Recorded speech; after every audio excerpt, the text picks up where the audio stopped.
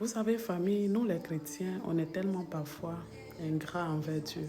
Oui, Dieu même a de la peine quand il pense à certains de ses enfants que nous sommes.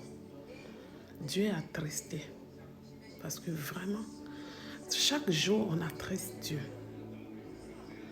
Vous savez, on a tous reçu la révélation de Jésus, la révélation de Dieu à travers une situation. Il ne faut pas que quelqu'un va me dire ici que non, moi je suis né, j'ai grandi à l'église. Parce que même lorsque tu nais et que tu grandis à l'église, tu pratiques ça comme comment on appelle, c'est comme si c'était une doctrine. Tu vivais dans la religion. Mais ce qu'on appelle la révélation de Jésus-Christ, c'est lorsque tu as une situation, lorsque tu traverses une épreuve quelconque, et puis tu cries à Dieu, et que Dieu vient te secourir. Certains, c'est à cause de mariage. Certains, c'est à cause de maladie.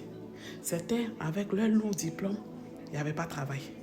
Certains aussi, pour leur délivrance. Quand c'est comme ça, on était patient. On était patient, c'est-à-dire qu'on ne regardait ni à gauche ni à droite. On priait. On était intègre. Dieu nous a donné ce dont nous recherchions. À un moment donné, là, la même patience qu'on avait au départ, là, on n'a plus ça. Maintenant, lorsqu'on prie, on donne les ultimatums à Dieu. Si Dieu n'a pas encore fait, non, Dieu maintenant il est lent. Non, on est déçu. Non, c'est des trucs de Dieu. Certains même, c'est-à-dire, il y a plein de rétrogrades. Pourquoi? À cause de nos yeux. On veut aller plus vite que Dieu. On veut donner les ordres à Dieu. Dieu même parfois il regarde, il me dit, mais mon peuple,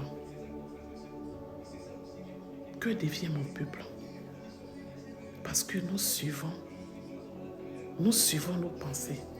Parce que vous savez, lorsque le diable veut t'anéantir, lorsque le diable veut finir avec toi, c'est comme ça, il met dans ton cœur que Dieu n'a plus rien à te donner.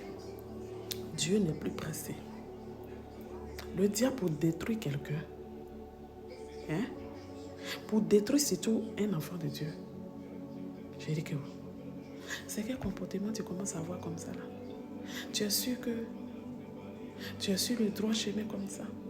Tu es sûr que ta marche avec Jésus-Christ là, c'est comme ça elle était au départ?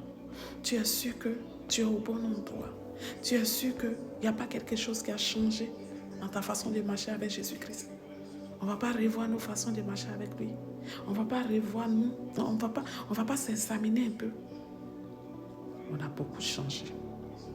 Beaucoup d'entre nous, on a beaucoup changé.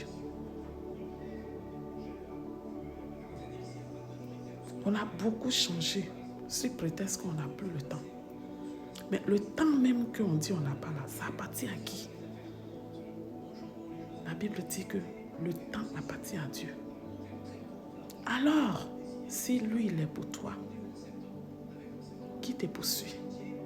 Qui nous poursuit? On est pressé, on court derrière les choses. Non, Dieu n'a pas encore fait ça là. Non, Dieu n'a pas encore fait ça là. Il dit que on ne va pas se calmer un peu.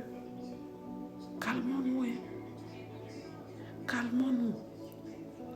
Parce que précipitation, on est dedans là. Là où ça va nous amener là, je ne pense pas que ça va nous plaire. Pourquoi on fait ça, Dieu? Où est notre amour? Où est nos zèles?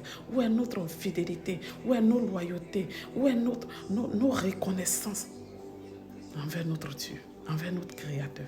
Lui qui a été là auparavant, lui qui nous a dépouillés, lui qui a permis que tu aies ton travail, lui qui a permis qu'aujourd'hui on t'appelle madame, lui qui a permis qu'aujourd'hui tu sois dépouillé de la malédiction de ta famille. Tu te souviens encore de lui? Tu es sûr que tu es encore sur le droit chemin? Enfant bien-aimé de Dieu, revoyons-nous, car le royaume des cieux est proche.